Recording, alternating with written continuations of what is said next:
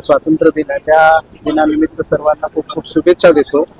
पण आवाहन पण करतो की आपल्याला अल निनोचं संकट हा मोठ्या प्रमाणात आपल्याला भारतात इथे भास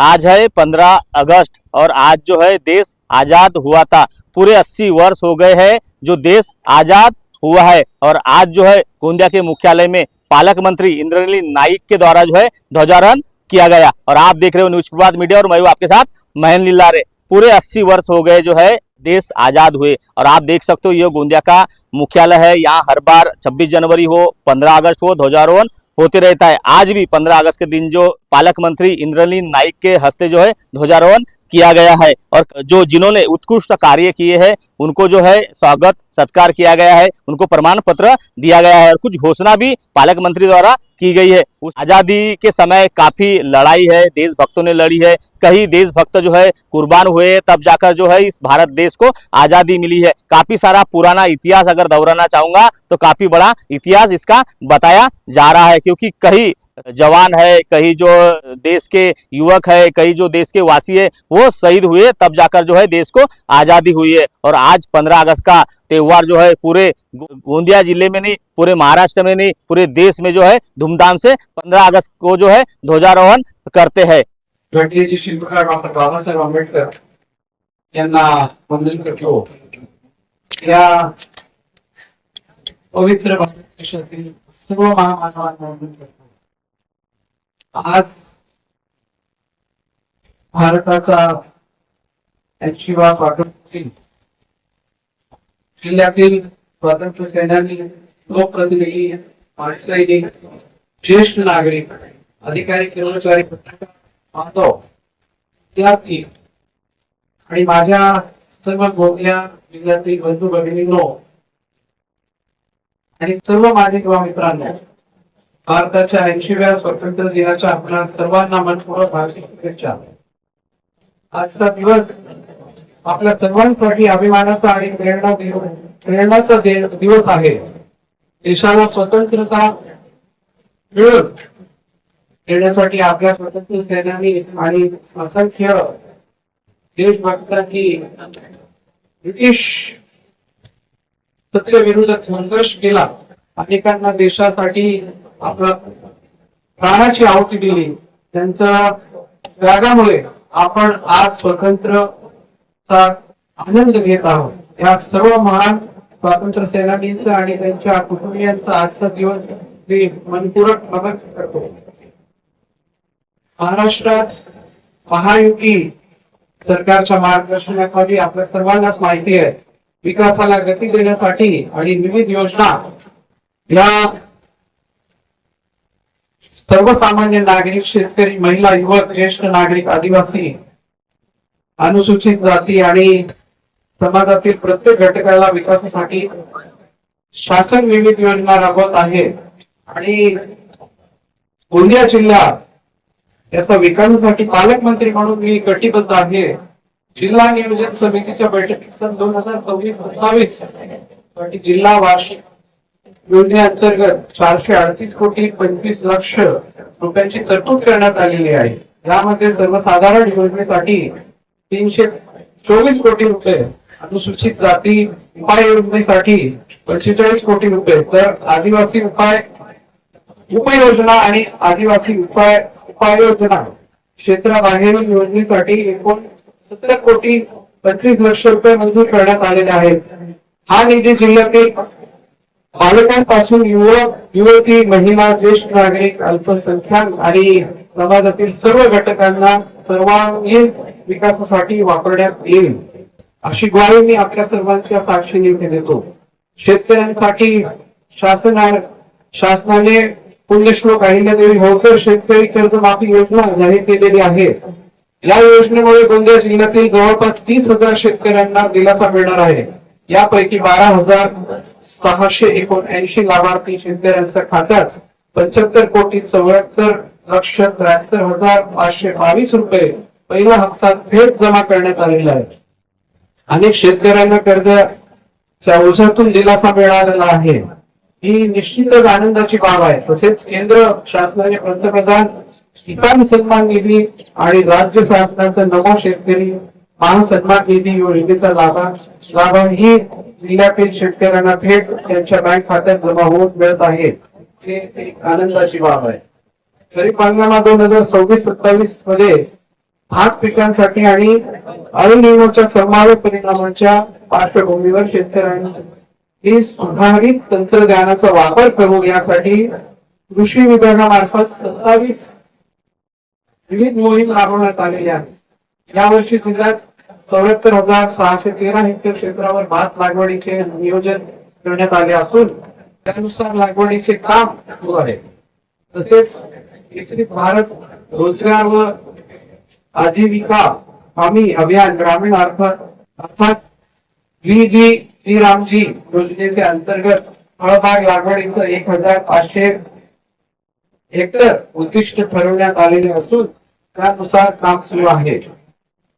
गोंदिया जिल्ह्यातील ओळख असलेले सारस पक्षी आपल्या जिल्ह्यातील नैसर्गिक संपदेचे प्रतीक आहे. यावर्षी सारस कडले 32 सारस पक्ष्यांची नोंद झाली आहे. या दुर्मिळ पक्षीचं आपल्या जिल्ह्यात आढळतो ही आपल्यासाठी अभिमानाची बाब आहे. गोंदिया हा नैसर्गिक संपन्न जिल्हा आहे, त्यामुळे पर्यटन विकास मोठी संधी आहे. हजारा फॉल या नैसर्गिक पर्यटनास धबधब्याच्या विकासाचे काम जिल्हा पर्यटन विकास समिती, नॅशनल ऍडव्हेंचर फाउंडेशन नागपूर आणि गोंदिया वन विभाग यांच्या संयुक्त विद्यमाने सुरू आहे. यावर्षी जून अखेरपर्यंत 8,500 पेक्षा अधिक पर्यटकांची हजेरी इथे आपल्याला लाभणार आहे. वन्यजीवांच्या हल्ल्यावर मनुष्याची किंवा पशुधनाची हानी झाल्यास शासनामार्फत मदत केली जाते. सन 2026-27 मध्ये 893 नुकसानग्रस्तांना मदत देण्यात आलेली आहे. आदिवासी विकास महामंडळ आणि महाराष्ट्र राज्य सरकार मार्केटिंग फेडरेशन माध्यमातून जिल्ह्यातील शेतकऱ्यांकडून हमीभाव धान खरेदी करण्यात येते. जून अखेरपर्यंत 41 आदिवासी धान खरेदी केंद्र आणि 192 धान खरेदी केंद्रामार्फत एकूण 1,98,977 शेतकऱ्यांकडून 75,57,000 क्विंटल धानाची हमीभाव खरेदी करण्यात आलेली आहे. गोंदिया जिल्हा वन संपत्ती समृद्ध आहे, त्यामुळे रेशीम उद्योगासाठी जिल्ह्यात मोठा वाव आहे. सन 2026-27 मध्ये तिरोडा, गोंदिया, गोरेगाव, आमगाव, सडक, अर्जुनी, बोरगाव आणि देवरी तालुक्यात महारेशीम अभियान राबविण्यात आलेलं आहे. या अभियानाला 60 नवीन शेतकऱ्यांनी 61 एकर क्षेत्रावर तुतीची लागवड करण्यासाठी नोंद केलेली आहे. याचा निश्चितच फायदा आपल्या देशाला होईल. गोरेगाव तालुक्यातील कालपांढरी मध्यम प्रकल्प काम पूर्ण झाले असून या प्रकल्पाचा 8 पाणी वापर संस्था स्थापित करण्यात आलेल्या असून प्रकल्पाची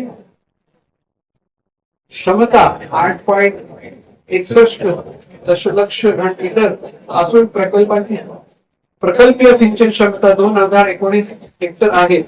तर सालेकसा तालुक्यात देवाळटोला लघु प्रकल्प काम अंतिम टप्प्यावर आहे. या प्रकल्पाची पाणी साठा क्षमता 7.96 दशलक्ष घनमीटर आणि सिंचन क्षमता 1,310 हेक्टर अशी 2 प्रकल्पांची स्थानिक शेतकऱ्यांना याचा फायदा होईल. ग्रामीण भागातील रोजगार संधी उपलब्ध होण्यासाठी उद्दिष्ट कोणातून नव्याने राबविण्यात येणाऱ्या VD रामजी अभियान अंतर्गत सन 2026-27 मध्ये आतापर्यंत 17,88,000 मनुष्य दिवसांची निर्मिती करण्यात आली आहे. जास्तीत जास्त मजुरांना रोजगार मिळावा यासाठी ग्रामपंचायती निहाय कामांचे नियोजन केले जात आहे. नवीन नियमानुसार पात्र कुटुंबांना आता पूर्वीच्या योजनेतील 100 दिवसाऐवजी 125 दिवसापर्यंत रोजगार उपलब्ध करून देण्याचं उद्दिष्ट ठेवण्यात आलेलं आहे. बाल विवाह हा कायद्याने गुन्हा आहे. मुला मुलींचे योग्य वयात लग्न झाल्यास त्यांचे आरोग्य, शिक्षण आणि भविष्य हा अधिक सुरक्षित होतो. म्हणून बाल विवाह रोखण्यासाठी समाजातील प्रत्येक घटकांनी पुढाकार घ्यावा असे मी आवाहन करतो.